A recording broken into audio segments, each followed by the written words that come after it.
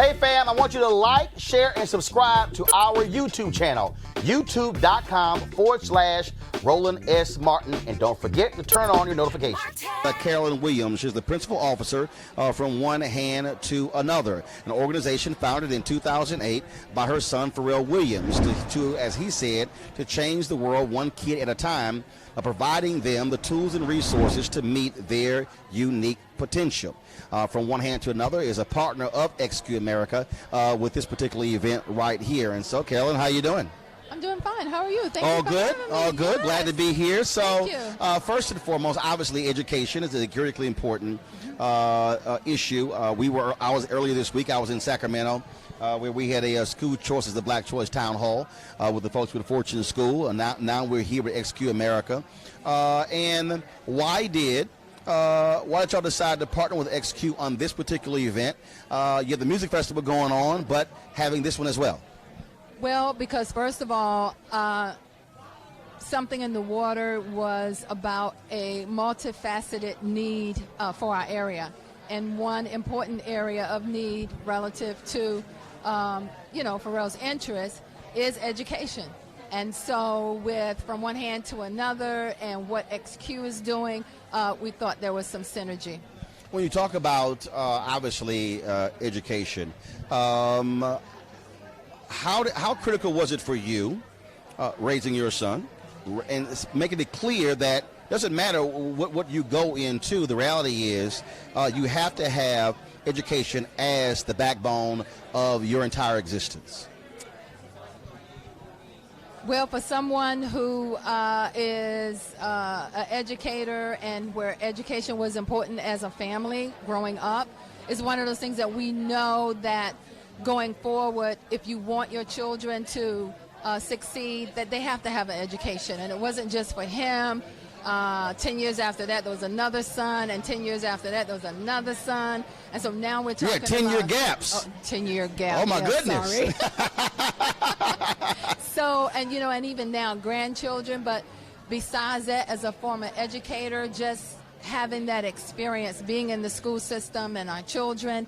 And then From One Hand to Another, what we've been able to do is try to fill the gap, at least with our summer camp, that kids were missing in the summer, making sure that there was no recidivism, and so that they would keep that brain fresh. So when they went back to school in September, which I have witnessed, it took a month to try and catch up what they left with, right? But when you keep it active, ongoing in the summer, they're that much ahead of their counterparts who may not have had that education during the summer. Well, one of the things that for me, I think that also jumps out when you talk about this here is that there's someone who's watching, they probably say, well, you were an educator, so you understand that. But the reality is parents are indeed the first educators for children. And look, my brother was a teacher, two of my sisters, one was a teacher's aide, and their deal also is that, look, it can't just be on a teacher or a principal. You've got to have the active participation of parents to ensure success for their children. Absolutely, and I'm sure many are familiar with the African proverb, it takes a village.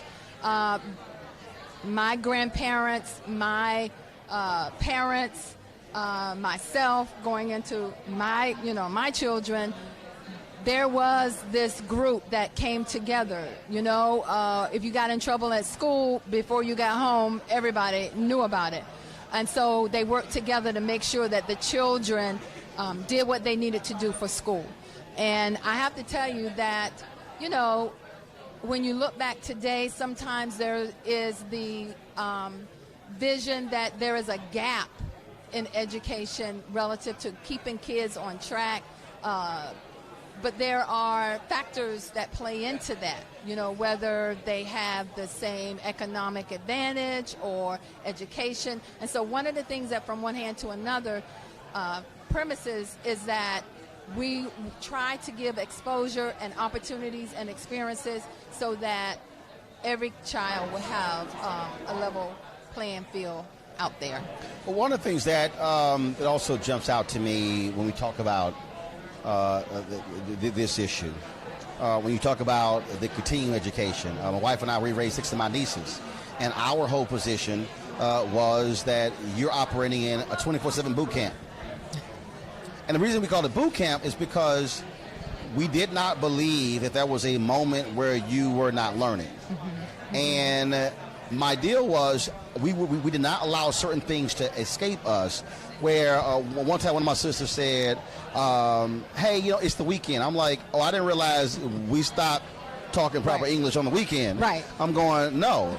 If I hear something, I'm correcting at that very moment. Right. And I think for a lot of people, we sort of have to have that attitude. First of all, black people have always cared about education. Right. But I really believe it has to be this intense focus to understand, especially those first critical years from they're born to 10. I mean, those are those critical years because the brains are like sponges, and we got to be just on it constantly and not say, oh, they'll get it later.